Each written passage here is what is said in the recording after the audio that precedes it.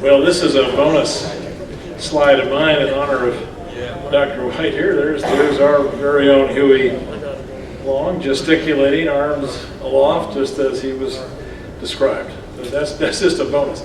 Incidentally, all the slides in my slide deck's a PowerPoint deal. I'm happy to make available to you. I guess they're already captured on your laptop, or can be easily. And if you care to distribute them to people by email or whatever, that's fine with me. And there's a lot more slides in the deck than I'm going to show you, and you can make whatever use of them you want, but they essentially deal with the period from roughly 1920 to 1945. I'll have some World War II era stuff too later on. Okay, this is the slide I thought I was going to show you before, but I had the chronology messed up. But again, this is where most discussions of the Great Depression and New Deal era begin, is with acknowledgement of this gigantic stock market slide after 1929. It's worth thinking for a moment about just how bad that was compared to recent stock market behavior. The stock market lost 90% of its value between 1929 and 1933. The 2008-2009 slide was about 40%, so this is twice as much. Again, more Americans today are dependent on stock market values for retirement and so on by a huge factor than was true in 1929. And the other thing to note about this chart doesn't go far enough, but how long do you think it took for the Dow Jones Industrial Average to reach its 1929 valuation again? It was 25 years to 1954. So even the prosperity of World War II and the immediate post-World War II era wasn't enough to reconstitute those values. Okay, but again, as I said earlier, this is high drama, the stock market collapse, but it is not very explanatory as a cause of the Depression. The cause of the Depression is a subject that really is too complicated to get into here, but it doesn't have, let me just simply say, it doesn't have much to do with the collapse of the stock market. The collapse of the stock market is more of what's called a leading indicator than a causative factor. Okay? All right, but here again are just some other measures that, if I'd been properly organized, I would have shown you earlier about just ways to comprehend the scale of what happened in the Great Depression. Again, I'll just give you a few markers to compare it to today.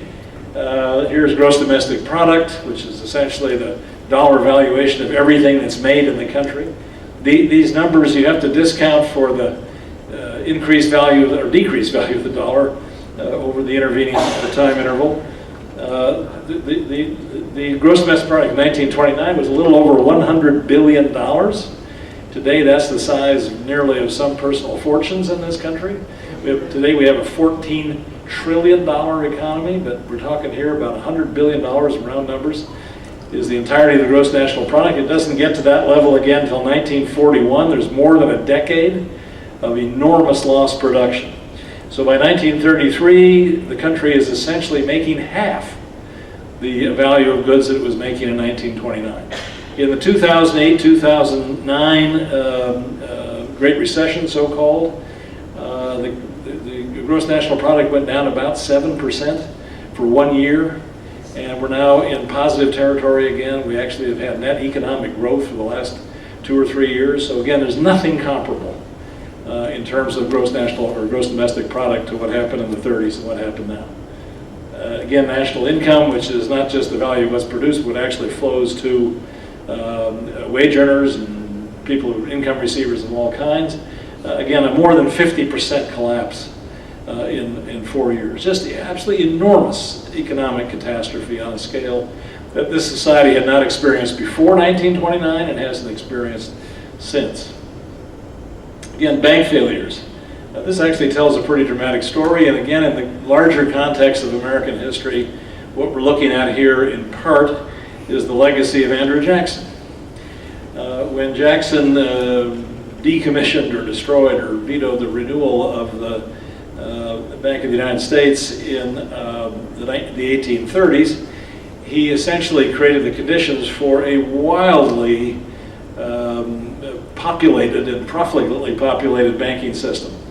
This country had, by the end of the 1920s, about 25,000 banks. 25,000, about 1/5 of which failed. Canada, a country roughly 10% our size, if you extrapolated our banking structure to theirs, you'd expect them to have, what, about 2,500 banks, right? They had 5 banks in the 1920s, none of which failed because they were big, robust institutions that could absorb shocks and make up the difference somewhere else in their business structure. So many American banks were what in the banking world are called unitary institutions. Their service area might have been a single county, often a single agricultural county, often a single agricultural county dependent for its economic health on a single crop like cotton or corn or soy or whatever. And when those commodity prices collapsed, the bank just went out of business. So we lost 5,000 banks in a matter of a few years. There are actually more than 5,000, as you can see here. But then something happens by 1934, bank failures essentially stop, and we really don't see any appreciable number of bank failures in this country again for about another 70 or 75 years, until the onset of the Great Recession, 2008, 2009. There's an historical reason for that, and I'll get to it. Okay, this is another little bit of a sidebar, but it tells us an important lesson. Again, what we're looking at here essentially is the size of the federal government. And again, you can see that between roughly 1940 and today, roughly, the size of the federal government, just measured by its percentage of GDP, gross domestic product, has changed. This is another one of the revolutions that the onset of which dates from our transformative period of Great Depression and World War II that we've lived with ever since. When the Depression comes on in 1929, as you can see, the federal budget is about 3% of GDP. It's about $3 billion out of roughly 100 billion in GDP. Calvin Coolidge once said in the 1920s, one of his longer sentences, he said, if the federal government went out of business today, the average citizen would not notice the difference for months, with the single exception of the United States Postal Service. And that was an accurate statement. The federal government it was a very tiny institution. It didn't take much tax revenue, didn't provide many services. They had a very small defense establishment after World War I. The Postal Service and veterans payments were probably the biggest items in the federal budget. And among the reasons, as you can read about in Freedom from Fear, among the reasons why Herbert Hoover had so much difficulty counterpunching to the Depression in 1929, 30, 31, 32, is that the instrument he had to work with, the federal government, had no history of being equipped to wrestle with a problem on this scale. The federal government was just a weak and relatively small and feeble institution. Okay, and this is just another, you see federal spending, this is total government spending. Don't confuse this with federal government spending. I'll come back to that point in just a moment. I think I may have another slide here that makes the point even better, but I'll try to do it with this. Again, between 1940 and 2008, there's the big contrast from roughly 15% of all GDP going to all government. Today it's about, in 2008 at least, about 33%. It's actually a little higher today, thanks again to the effects of the Great Recession. But there again is this revolution in the government's presence in our national life. You can see it here graphically illustrated. Big change since the eve of World War II to the present. Now, I'm not sure if I've got this next slide properly. Well, this sort of does it. Okay, this doesn't, you get the picture from this, that it's not the New Deal, it's World War II that adds enormously to the federal debt, okay? The New Deal's deficits are actually quite modest, and there's somewhere, okay, here we are.